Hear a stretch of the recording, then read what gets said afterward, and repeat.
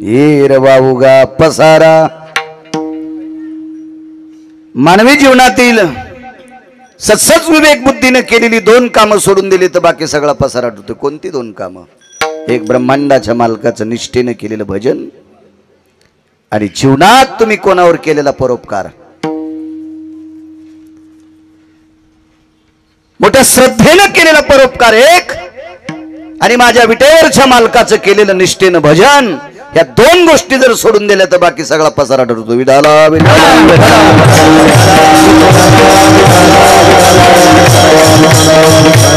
मारकील माणसं आहेत. महाराष्ट्रात फिरत असताना बऱ्यापैकी प्रकारची माणसं भेटतात. चिकित्सक म्हणे महाराज आमच्याकडे पैसे भरपूर आहेत. असू दे ना मग, हाणतो का आम्हाला? नाही म्हणे एवढे पैसे आहेत आमच्याकडे, 2-3 हजार कोटीची प्रॉपर्टी आहे, त्याच्यातली 1000 कोटीची प्रॉपर्टी आम्हाला देऊ आणि ये मग आमची माळ तोडायची थांबेल. सुमळे आहे म्हणलं तू, तुला अकलीचा कांदा नाही भडव्या. रावणाची 1 चौकट इकल्यावर 13 खासदार होता येत होतं. कोणाची मायवेली त्याच्या विरोधात फॉर्म भरायला. अशा 7 कोटी चौकटी होत्या, तरी दुपारी 2 वाजून 18 मिनिटाला हाणला. आपण त्याच्या पायाला चिटकलेल्या मातीची बरोबरी करतो का? चला पैशाचा गर्व इथंच संपला आपला. विडाला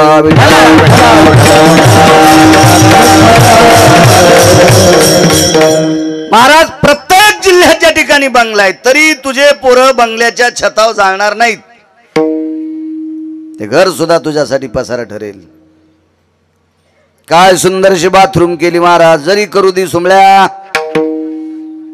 तरी पण तुला त्या बाथरूम मध्ये जाळीत नसतात. वास्तुयो अधिष्ठितयम स्नानातर्पणम नैवायाम आभ्रपटलेशी सन्निधानाम स्नानम स्नानम तर्पणयो. किरवयाच्या पलीकड ए धातु पात्राय त्यागेशु.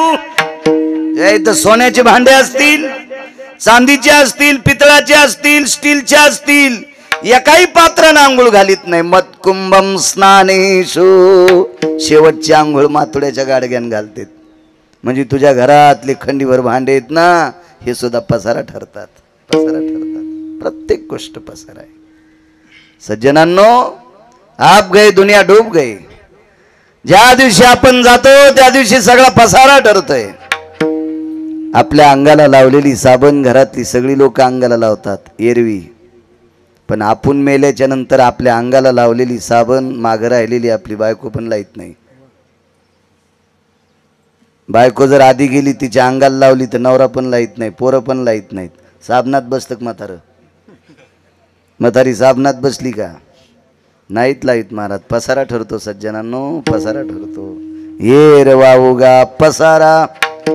टाकोनी पळती किंवा सांडोनी पळती रांडा पुरे अंती होती पाठ मोरे. हे सगळे मशानातून वापस फिरतात, तिथपर्यंत येतात. मित्र आले गोत्र झाले तेही मशानीहुनी परतले, वापस फिरतात ते.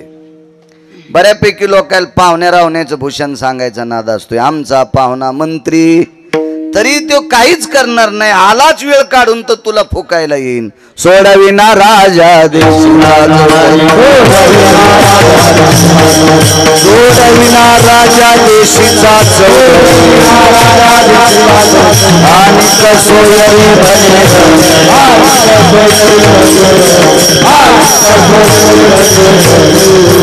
सोडविना राजा देशीचा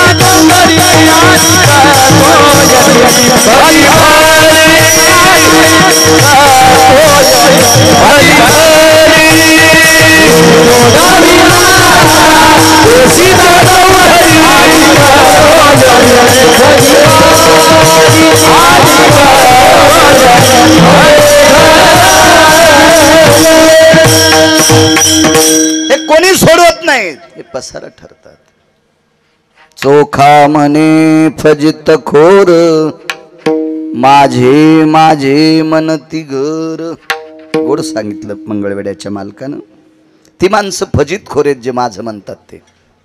घर असावा मरेपर्यंत लागते, पैसा असावा मरेपर्यंत भौतिक गरजा भागवण्यासाठी लागतो, पण माझाच म्हणून जर आपण जगत असेल तर आपण मूर्ख आहेत. ते फजितखोर आहेत, फजितखोर आहेत. मोठ्या श्रद्धेने, मोठ्या अट्टहासाने, मोठ्या असीम प्रयत्नाने पुण्यस्मरणाचा, स्मृतीला उजाळा देण्याचा आजचा कार्यक्रम आहे. ती चिठ्ठी होती किरू महाराज. आज 2 पुण्यस्मरण आहेत.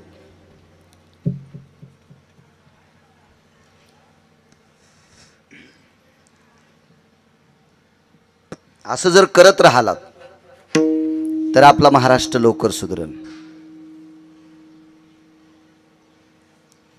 कल्पना गोड आहे किरू महाराज. 2 पुण्यस्मरण एका दिवशी आले, एकत्रित करतात. आनंदाचा योग आहे. एका निमित्तानं 2 कुटुंबातले माणसं एका जागेवर यायलेत, हे आनंदाचं आहे. हो, कोपऱ्या कोपऱ्यावर गणपती मांडण्यापेक्षा गावात एकच गणपती बाप्पाचा उत्सव केला तर सगळी लोक आरतीला तिथे येतील. आज 2 जागेवर 2 कीर्तन ठेवले असते तर दोन्हीकडे अर्धे लोक भजने, तिकडं इकडं तिकडं, फुलं पण अर्धे, काहीवर पाकळ्या पडल्या, काहीवर देठ पडले, काहीवर काही पडले, काही मिळच नाही ना. पण इतकी माणसं तुंबलेली झाली. असं करणं अत्यंत गरजेचं आहे. महाराज यानं एकोपा निर्माण होतो. तुमच्या आमच्या जिवंत लोकात एकोपा झाला, नवल नाही. 2 पितर तुम्ही एकत्रित आणले, याच्यात किती मोठा एकोपा आहे. काळाची गरज आहे सज्जनांना. बऱ्यापैकी लोकांची संकल्पना असती सामुदायिक लग्न करणे वगैरे वगैरे वगैरे. बऱ्यापैकी ह्या आपल्या राष्ट्राला पुढे नेण्याची चालना आहे. ती एक आवर्तविधी आहे तो. म्हणून प्रथमतः 2 पुण्यस्मरण एकत्रित करता. त्यानिमित्तानं विधी आपोआपल्या घरी झाला असेल. ब्राह्मण ज्याच्या त्याच्या घरी येऊन पूजा केल्या असेल, पिंड पाडले असतील, तर्पण केलं असेल, तो जिथे तिथे झाला असेल. पण दोघांच्या नावानं, ज्ञानोबराय तुकोबरायच्या नामाने जयघोष करून दोघांच्या नावावर एका वेळेला फुलं पडतात, याच्यापेक्षा अजून दुसरा कुठला आनंद घेता. आणि सगळी माणसं एकत्रित येऊन, याच्यातली अर्धी फुटली असती.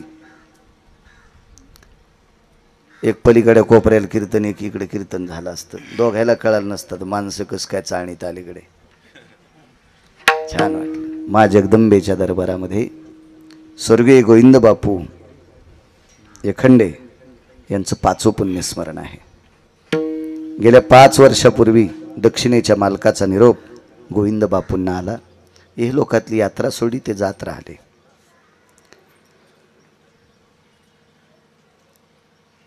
रामदासजी आणि परसरामजी हे गोविंद बापूंचे सुपुत्र.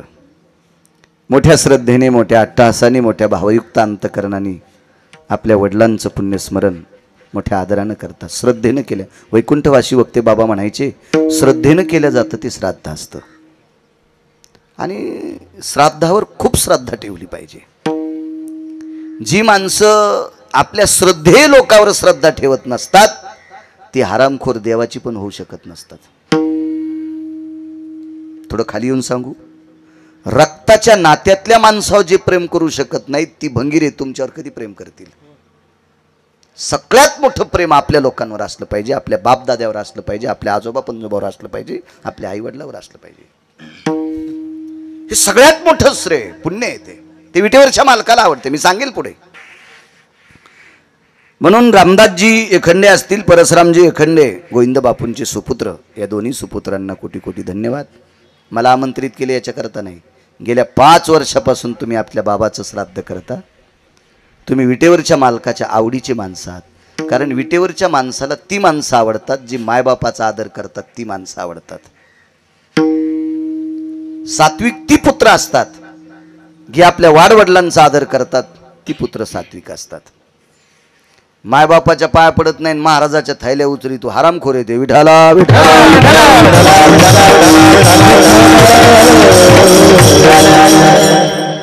थोडं कडक बोलतो मी केरू महाराज. एखाद्या वेळेस काही लोक कीर्तन कालांतरानं घेणार बी नाहीत. नाही घेतलं तरी पठ्ठ्याचं काय जात नाही, काय ताण नाही पठ्ठ्याला. बायको एकच आहे, 2 लेकरं आहेत, आई आहेत, वडील 90ला जात राहिले. काय नाही, आनंदी आनंदी असा पाईप द्यायला पंढरपुरातल्या मालकानं, काही कमी नाही कशीची. त्याच्यामुळे भंगिऱ्याची अंडरवेलीन बनेली धुण्यासाठी थोडंच परमार्थ आहे आपला, आणि त्यासाठी जगणार नाही गिरगावकर. विठाला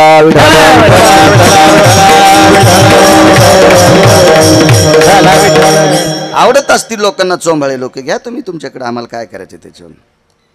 मालक जिंदाबाद आहे आमचा पंढरीतला. दुसरं पुण्यस्मरण एका मातोश्रीचं आहे. स्वर्गीय सुशीला संपती खंडे, मला वाटतं सौभाग्यवती स्वर्गीय सुशीला संपती खंडे यांचं प्रथम पुण्यस्मरण आहे. सुदामराव, एकच चूक चिरंजीव, एक मुलगा आणि एक मुलगी शांताबाई, यांचे सुपुत्र सुदामराव. आपल्या मातोश्रीचं प्रथम पुण्यस्मरण मोठ्या आर्जव आतिथ्यात करतात. त्या सुदामरावांना सुद्धा कोटी कोटी धन्यवाद. या पुण्यस्मरणाच्या निमित्ताने इथे येण्याचा योग, जगदंबेचं दर्शन झालं, तारखेची संपर्क आदरणीय माझ्या ज्ञानोबराय तुकोबरायची पायीक आहेत. ते वारकरी संप्रदायाचा दिलासा आधार घेऊन त्या संप्रदायात गोडवा मोठ्या श्रद्धेने अंतकरणात ठेवतात असे आदरणीय केरू महाराज आहेत. त्यांनाही प्रणाम करतो. वारकरी व्यक्तिमत्व आहे. मी पहिल्या कीर्तनात पाहिलं, त्याच्यानंतर ठाणगावला पाहिलं, आज एक भेट झाली. वारकरी आहेत ते. विनेकरी बाबा असतील, ही सगळी या बाजूची मंडळी, आदरणीय हरिभक्तीपरायण आमचे वाघिरे महाराज असतील, बाजूचे किरण महाराज असतील, राजू महाराज असतील, ती गोपेगावकर महाराज असतील, या बाजूची मस्तक माझा पायावरी या वारकरी संतांच्या. एकच विनंती करेल, राग येऊ देऊ नका. मोठी माणसं आहात तुम्ही, नाशिक जिल्ह्यातले. आम्ही तुम्हाला पश्चिम महाराष्ट्रातले लोक म्हणतो. तुम्ही आमच्यापेक्षा 40 वर्ष पुढे आहात, म्हणून कीर्तनात शक्यतो पांढऱ्या पॅन्टी घाली जा. तुमच्या बुटा सगळं दर्शन घेतो. विठाला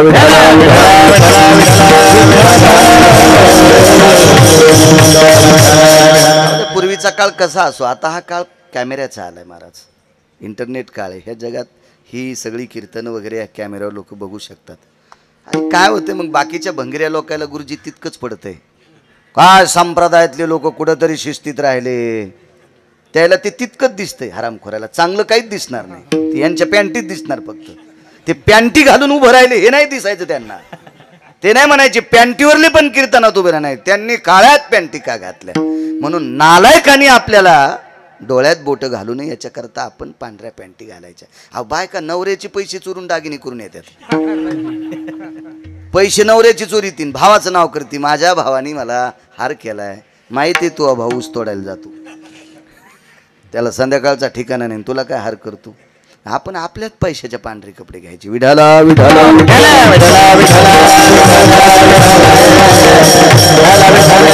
उपस्थित पंचक्रोशीतून या दोन्ही अण्णा एखंडीच परिवार आहे.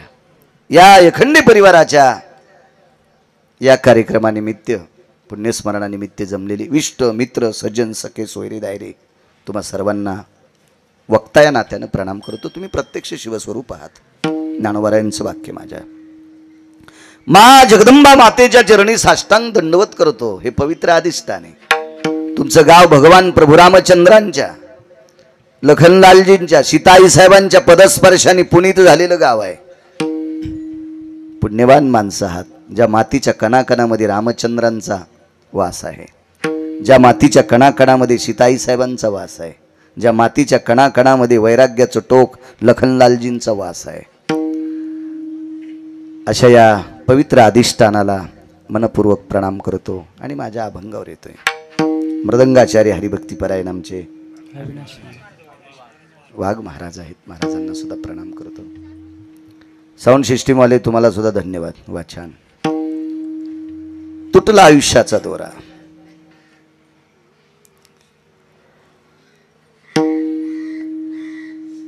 दोघ जणांनी आपल्या बाबांचं श्राद्ध करता, एक जण आपल्या आईचं श्राद्ध करतोय. महाराज, आई वडिला इतकं दैवत जगात मोठं कुठलंच नाही. कुठलं मोठं नाही, कुठलं मोठं नाही. मोठ्या माणसाचं वाक्य सांगतोय, आपल्याकडे प्रत्यक्ष पांडुरंग जर घरी आले, विटेवरचे मालक जर घरी आले, तर आपण त्यांची पूजा करणारच.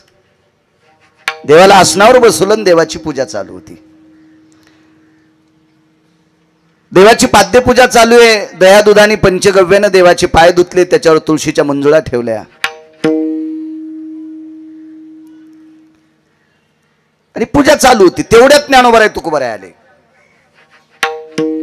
ज्ञानोबाराय तुकोबाराय पांडुरंगाची पूजा करत असताना आल्याबरोबर, महाराज पांडुरंग कोणाकडे कसे येतील? भंगिऱ्याकडे. त्या अधिकारी माणसाकडे भगवान पांडुरंग परमात्मा आलेत. मग पांडुरंग परमात्मा ज्या व्यक्तीकडे गेले ती व्यक्ती साधी नाही ना. कोणाकडे देव कसा जाईल?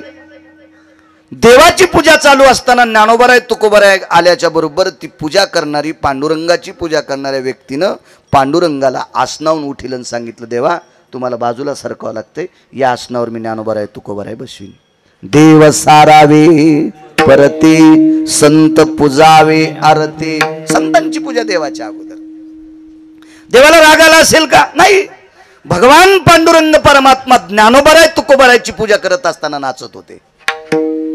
नाचत होते. पंढरीनाथ नाचत होते. इतका आनंद. स्वतःची पूजा लोटून दिली यजमानानं आणि संतांची पूजा केल्याबरोबर देवाला आनंद वाटत होता.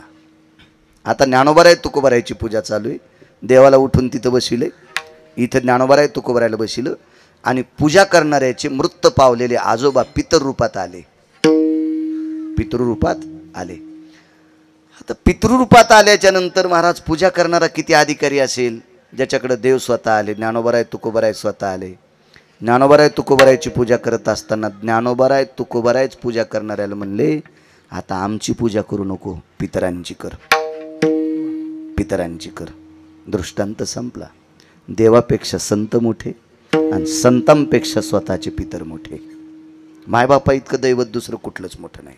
पुन्हा एक मुद्दा सांगतो, कळेल रुचेल पचेल अशा सोप्या भाषेत सांगतो. अडचणीत हात घालीत नाही, इचू निघत असते, घालू बी नाही.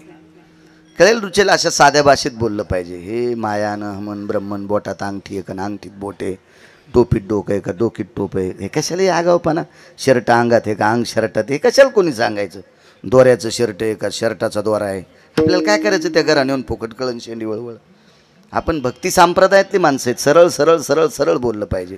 आडकीता ठेवून द्याला दाडानं सुपाऱ्या फोडायला दात पडतील जुंबळ्या. तीर्थ 360 सांगितले. बरं 360 तीर्थ आपण पाहतो. 3437 उपनद्या आहेत भारत देशामध्ये. तसा मी 7वी पासच आहे. जास्त शिकलो तर अजून बी पुन्हा काही अभ्यास केला असता, पण आता कमी शिकलो, जाऊ दे, आता कसं शिकता येईल. 7वी पासच आहे.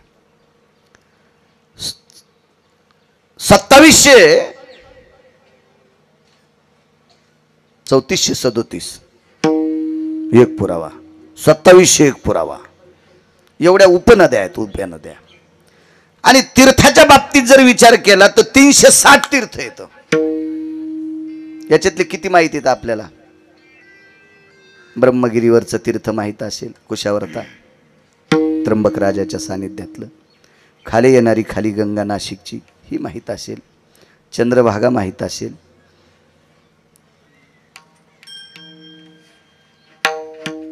देहू आळंदीतली इंद्रायणी माता माहीत असेल.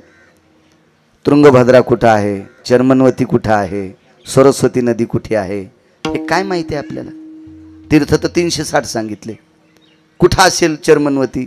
ज्या चर्मनवती गंगेच्या तीरावर या भारतातल्या पवित्र देशामध्ये, या भारत देशामध्ये मानवी शिवाचं लग्न झालं. त्या शिवाचं नाव होतं राजा कर्ण. ही वंग देशात, याच देशाच्या लगत असणारा एक देश, त्या देशामध्ये 360 तीर्थापैकी एक तीर्थ आहे. त्या तीर्थाचं नाव आहे गंडकी नावाचं तीर्थ. तिथले पंढरीतले मालक त्या तीर्थामध्ये पाषाण होऊन पडले. काय बघू शकतो आपण? 360 तीर्थ कुठे? एवढं आहे का आपल्याला बघायची हिंमत? बर ठीक आहे, आपण प्रयत्न जरी केला तरी पोचू शकतो का तिथपर्यंत? तर हे सर्व तीर्थ पंढरपूरला गेल्यावर प्राप्त होतात. पाहता देवळाची पाठ तीर्थे घडती 360. नुसती पांडुरंग परमात्म्याच्या मंदिराची पाठभीत पाहिली की 360 तीर्थ करते, पण यासाठी सायास लागते. इथून पंढरपूरला तर जावं लागेल. पंढरपूरला गेल्यावर पहिला तिथं विधी आहे चंद्रभागेचं स्नान करावं लागेल. त्याच्यानंतरचा विधी आहे नगर प्रदक्षिणा करावं लागेल.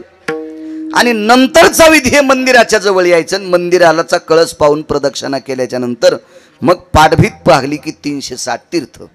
पण हे 360 तीर्थ कधी घडतात माहिती आहे का? त्याच्यासाठी वेळ काढून पंढरपूरला जावंच लागेल. वेळ काढून त्या चंद्रभागेमध्ये जे वातावरण आहे त्या वातावरणामध्ये चंद्रभागेचं स्नान करावं लागेल. पायात बूट चप्पल न घालता रामकृष्ण हरी म्हणत म्हणत खांद्यावर पताका घेऊन नगर प्रदक्षिणा करावा लागेल. मग मंदिराच्या जवळ आल्यावर पाठभीत पाहिल्यावर 360 तीर्थ घडतात. म्हणजे प्रयत्न करावा लागतील का नाही? 1 रुपयाचा प्रयत्न न करता 360 तीर्थ मिळतात. सकल तीर्थाची धुरी जी का जान माता पितरे, आईचं वडिलाचं दर्शन घेतलं रे घेतलं की 360 तीर्थ त्यांच्या पायावर प्राप्त होतात.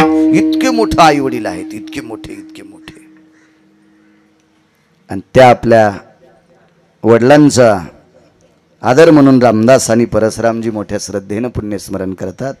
आणि आपल्या मातोश्रीचं सुदामराव मोठ्या श्रद्धेने श्राद्ध करतात. या तिन्ही सद्भक्तांना धन्यवाद. त्यांच्या कुळामध्ये काही मुली आहेत, काही नातवी आहेत, नातू आहेत. हे सगळा जो काही परिवार आहे त्यांना कोटी कोटी धन्यवाद. सज्जनांनो, आयुष्याची माळ ही तुटत असताना यम हा विचार करत नाही.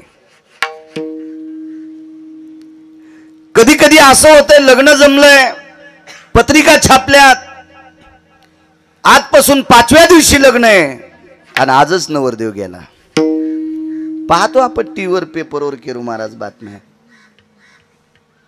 एक नवरदेव तर असा पाहला, हळदीला जाणार आहे म्हणून नावीदादाच्या दुकानात जाऊन काय करते, शेविंग, आता नवीन चेहरा धुण्याचं फेशियल काय अजय, हो ते 1000-1500 रुपये देऊन असा चेहरा चोळून चोळून साफ करण्यासाठी. म्हणजे रंग पाहिलाच राहतो तो,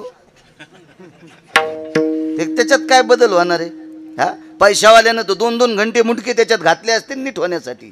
ते कसं होईल? त्या मालकाने एकदा दिले ते दिले, त्याच्यात काय बदल नसते. हा, हे लय करणं हे पैशाचा जोर आहे. इकून चोळ तिकून चोळ, आमक कर तमक कर.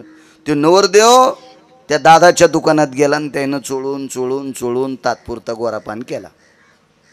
वापस येताना मोटरसायकल वाहनात अडकली. छापलेल्या पत्रिका, वाटलेल्या पत्रिका सगळ्या मातीत गेल्या.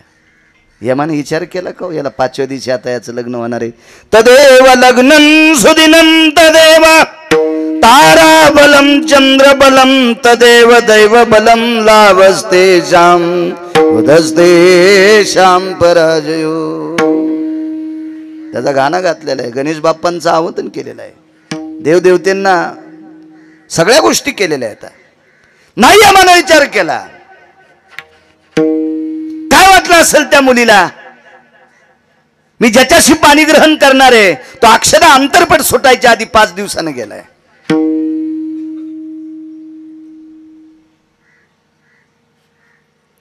मागे भाऊबीजीच्या वेळेस एक वार्ता पाहिली. बहिणीच्या घरी ओळण्यासाठी भाऊ चालला, उसाच्या ट्रॅक्टरमध्ये गुतला, जाग्यावर गेला. यामाने विचार नाही करायला पाहिजे? त्या बहिणीच्याकडे चाललाय. नाही महाराज, नाही त्या यमाशी करुणा. यमाला विचारलं का रे तुला दयामाया का नाही? ते म्हणला अरे मला ताण देऊ नका रे, मी पंढरीतल्या मालकाचा नौकर आहे, मालकानं सांगितलेलं करतोय, मी नौकर आहे दुसऱ्याचा, नौकर आहे नौकर आहे. यमाला काही दयामाय नाही. जन्मलेल्या लेकरानं काय दोष केलाय?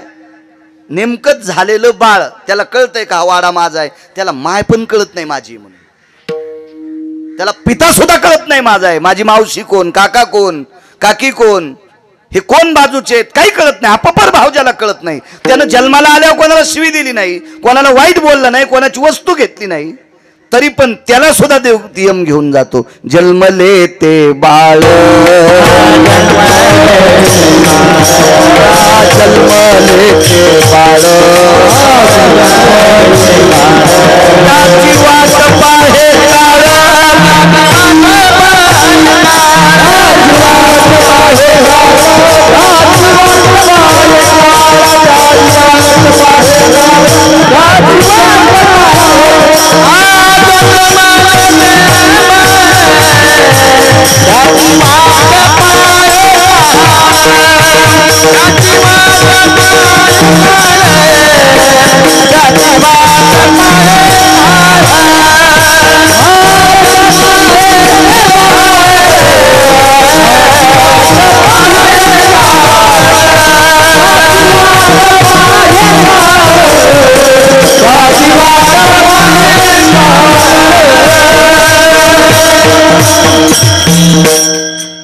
नाही विचार करत तो यम.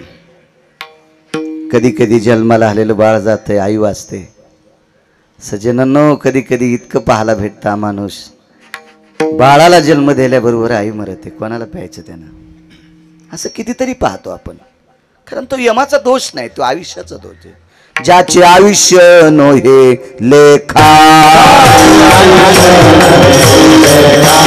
ज्याचे आयुष्य नोहे लेखा, लेखा निमाले, लेखा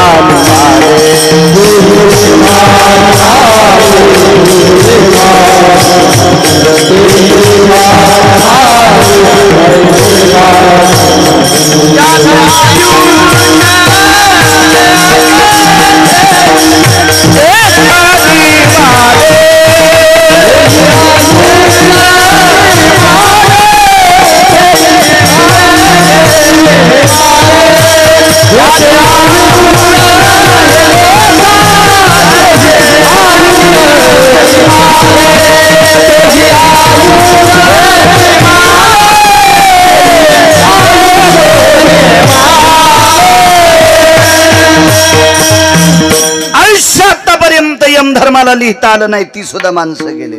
बाग आता लक्षात येईल काही काही लोकांना किती आयुष्य होतं. नाही थांबले ती सुद्धा. का थांबता येत नाही? हे उष्ण आणले. आणले ते उसने साच, देणे तयाचा प्रकार. आणले ते उसने साच, देणे तयाचा प्रकार. इतराचा पाडकून नेमिले जाण न चुके ते. पैठणचे मालक सांगतात. उष्ण आणलंय ना, हे द्यावं लागतंय. मोठमोठ्यांना द्यावं लागले. इतराचा पाडकोन नेमिले जाण न चुके ते. मोठमोठ्यांना जावं लागते. तुमची आमची काय कथा आहे? आयुष्याची माळ तुटत असते. किती मोठ्या माणसांची. एका व्यक्तीकडे किरू महाराज, एक व्यक्ती आली. त्या व्यक्तीचं दर्शन घेतलं. सत्पुरुषाय नमो नमः. आणि शक्यतो पाया चांगल्यांच्या पडलं पाहिजे. आपल्या संप्रदायाचं ब्रीद आहे, पंढरीच्या लोका नाही अभिमान, पाया पडे जन एकमेका. म्हणजे किरू महाराज याचा अर्थ असा नाही की भंगिऱ्याच्या पण पाया पडा, डुकरायच्या बी पाया पडा. हो, ते लायकीचे असले पाहिजे. हा, किती डुकरं दाखवायचे तुम्हाला?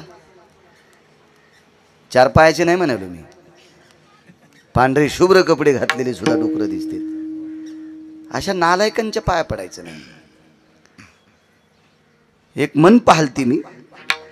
पाणी पिना छान की पाणी चाळून पिलं पाहिजे, आजार होत नसते. आणि महाराज हा सात्विक शोधला पाहिजे,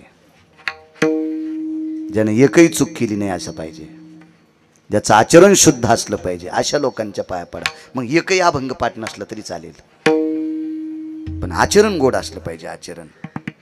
आचरण भ्रष्ट लोकांच्या पाया पडल्याच्या नंतर त्यांच्या पायातलं पाप तुम्हाला जाळू शकते, तुम्हाला जाळू शकते. पिढ्यानं पिढ्या मातीत जाऊ शकतात. पिढ्यानं पिढ्या कोणाच्या नाही पाया पडायचं. अशा अधिकारी व्यक्तीच्या पाया पडलं का दर्शनाची या प्रशस्ती पुण्य पुरुष. आळंदीतल्या मालकांनी सांग, पवित्र व्यक्तीचं दर्शन घेतलं. प्रणाम. एकदा नाही, दोनदा नाही, 5-50 पाऱ्या. हे काय काम आहे रे, एवढ्या बऱ्या पाया पडलास? हा, ते महाराजच होते. तुम्ही एखाद्या महाराजाला प्रसन्न करताल, दरवेळेस पाया पडला की 100 दी, 200 दी, 500 दी, 300 दी. ते कोरक पाय लांबूनच बसून पडत राहा. त्याला काय लाज थोडीची, गथुडं वाले ना त्याचं.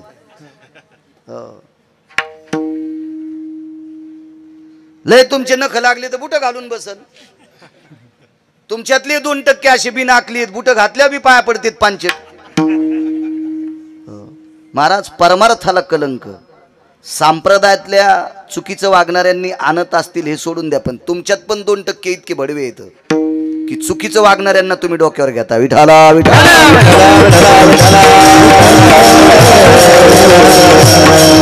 म्हणून या पापाचे वाटेकरी तुम्ही पण आहात. दोघाशी पतन सारिखेची तुम्ही पण आहात. तुम्हाला एक सांगू, गुन्हा करणाऱ्यापेक्षा गुन्हा सहन करणारा अर्धा पापी असतो. उदाहरण सांगतोय, उदाहरण कोणी अंगावर घेऊ नका. 5 जिल्ह्यात 1 नंबरचा गायक आहे पण दारू पितोय. लोक म्हणले त्याच्यासारखा गायक कोण नाही. आपला सप्ताह त्याच्याशिवाय रंगतच नाही. तू आज सप्ताह झालाच नाही. सप्त्या तेव्हा आणल्याच्या नंतर सप्ताह कसा होईल तू? या संप्रदायात नाटक नाही चालत. येथे नाही खोटा चालत परिहार. इथे आगाऊपणा चालणार नाही. कारण इथल्या या संप्रदायाचा जो बॉस आहे का, मालक आहे का, जो धनी आहे का, तो फार डोळस आहे. डोळस म्हणण्यापेक्षा तुम्ही कुठेही करा, तो त्या जागेवर उभाचे. विठ्ठल जळी स्थळी रीता ठाव नाही उरला, आज म्या दृष्टीने पाहिला. जळी स्थळी काष्टी पाशानी सर्वत्र व्यापलाय. आणि इतकं व्यापूनही त्यानं प्रत्येकाच्या सोबत 2 माणसं ठेवले. चित्रायत गुप्तेषु गुप्तेषु भय चित्रानाम लिखितम स पापायाम वर्णी पुण्यायम कालास्ततेवच नैवम गिरगावकर लिखितम नैवम गांजा कसम लिखितम. हे नालायकांनी लिहिले का? सोबत ठेवलेत त्यांनी माणसं. म्हणून या संप्रदायात कसुराही चूक चालत नाही. चांगल्याचं दर्शन घेत जा. गुरुवर्य माधव महाराज वगैरे म्हणायचे, गळ्यात तुळशीची माळा असावं, नुसतं रामकृष्ण हरी त्यानं म्हणावं, त्याला एक अभंग पाठ नसावं, पण त्यानं एक सूत्र ठेवलं पाहिजे. जिच्याशी लग्न केले ती सोडून देऊन जगातल्या प्रत्येक स्त्रीला, सोडून द्यायची म्हणजे काढून नाही म्हणालो, हो, जिच्याशी लग्न केले ती एकटी जर सोडून दिली तर जगाच्या प्रत्येक स्त्रीला माया आणि बहीण म्हणायचं. तो भारतातला 1 नंबरचा महाराज. या संप्रदायात आचरणाला फार मोठी, कवरला फार किंमत आहे, कवरला. आणि तुम्हाला एक सांगू का, कवर खराब झालं की कोणती वस्तू खराब होती. घड्याळाच्या काचाची किती किंमत असते? घड्याळ 1 लाखाचं आहे, 5 लाखाचं आहे. सोन्याचं असेल काय, त्याला त्याचे काटे सोन्याचे असतील काय, आपल्याला का पैसे द्यायचे का? पण काच सोन्याचा असतो का? आणि ते काच फुटल्या, मधात पाणी गेल्यावर चुना ठेवायच्या कामीचं. आता मी सांगू नये चुन्याच्या बाबतीत, पण त्या घड्याळमध्ये चुना तरी ठेवता येईल का की?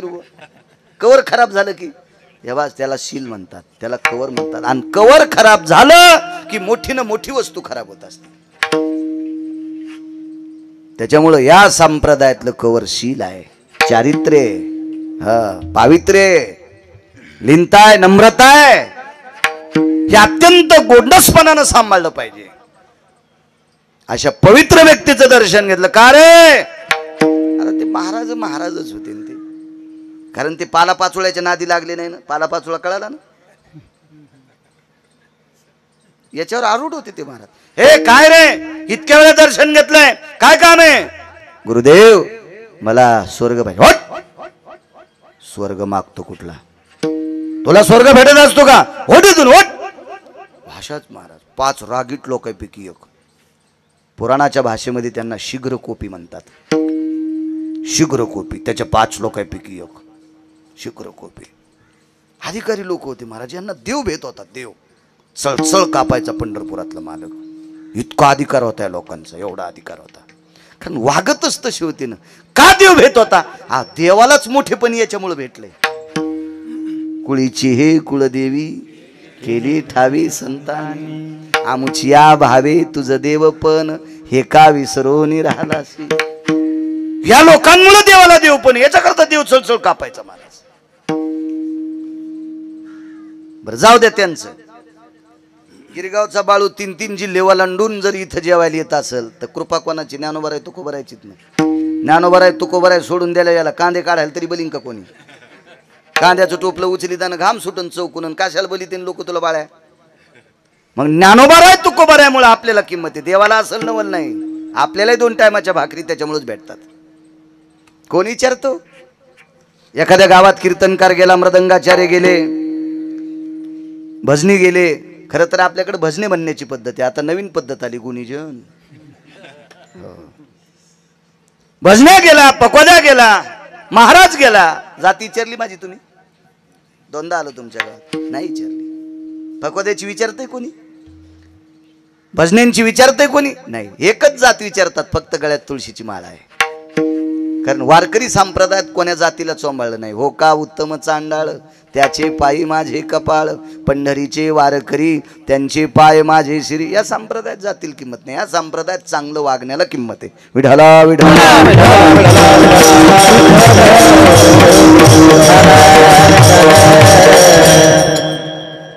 मला स्वर्ग पाहिजे. तुटला आयुष्याचा दोरा सांगतोय. चलो बाहेर म्हणे, काल परवा आला म्हणे स्वर्ग पाहिजे. पारास ते इतकं आग्रही होतं, एवढं हट्टी होतं, म्हणण्यापेक्षा इतकं प्रयत्नवादी होतं. त्यानं 6 महिने दर्शन घेतलं. 6 महिने. महाराज साधूचं मन पाकळणार का नाही? आणि साधूचं अंतकरणी लोण्यासारखं असते. विस्तवाच्या जवळ नेलं की लोणी वितळतंय, आणि प्रेमानं श्रद्धेनं साधूचं अंतकरण आणि देवाचं अंतकरण वितळत असते. साधूकडे भाव पाहिजे, देवाकडे भाव पाहिजे, श्रद्धा पाहिजे. श्रद्धेनं देव वितळता येतो आणि श्रद्धेनं साधू वितळता येतो. हे पैशाने वितळणारी वस्तू नाही. देव आणि संत हे पैशाने प्राप्त होणारे साधन नाही. हे नाही, हे फक्त श्रद्धेनं प्राप्त होते. 6 महिने दर्शन घेतलं. काही काम असेल, महाराजांचा पूजेचा टाइम होता आणि तितक्या वेळात जाऊन पाय धरले. राग आला. मूर्खा, तुला स्वर्ग पाहिजे? 6 महिन्यापासून बेजार करतो. धरला कमराला,